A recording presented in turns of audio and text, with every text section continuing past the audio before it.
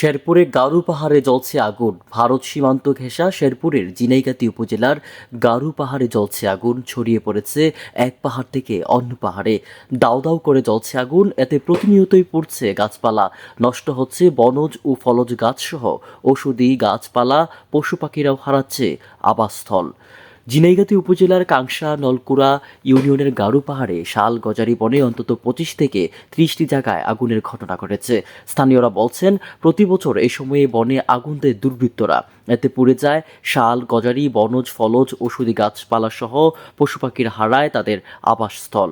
মূলত বনের জমি দখল ও বনের গাছপালা কেটে নেওয়ার জন্যই প্রতিনিয়ত আগুন দিচ্ছে দুর্বৃত্তরা। বছরের পর বছর এই কার্যক্রম চলমান থাকলেও নেই কোনো সমাধান।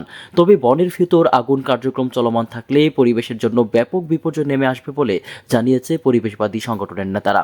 একই সঙ্গে হুমকিতে পড়বে পাহাড়ি অঞ্চলের বসবাসরত স্থানীয় আদিবাসীদের জনজীবন। তাই দুর্বৃত্তদের বিরুদ্ধে আইনি ব্যবস্থা নেওয়ার আহ্বান জানান পরিবেশবাদীরা। আমাদের এই গারো পাহাড়ে বেশ কিছুদিন থেকে আগুন দেওয়া হচ্ছে এবং এতে করে ক্ষতি হচ্ছে। এখানে পশু পাখি মারা যাচ্ছে এবং এখানে যে পশুদের যে খাদ্য, এই যে লতা পাতা, এগুলো ক্ষতিগ্রস্ত হচ্ছে। পাশাপাশি এখানে গাছ মরে যাচ্ছে আর গাছের যে চারাগুলি আছে, চারাগুলি একেবারে ধ্বংস হয়ে গেছে।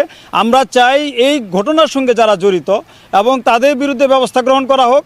আমরা বন বিভাগ এবং স্থানীয় প্রশাসনের কাছে আমরা দাবি জানাচ্ছি যাতে দ্রুত এই দুর্বৃত্তদের বিরুদ্ধে ব্যবস্থা গ্রহণ করা হয়। শেরপুর থেকে শামসুল হকের রিপোর্ট, আমার বার্তা ডিজিটাল।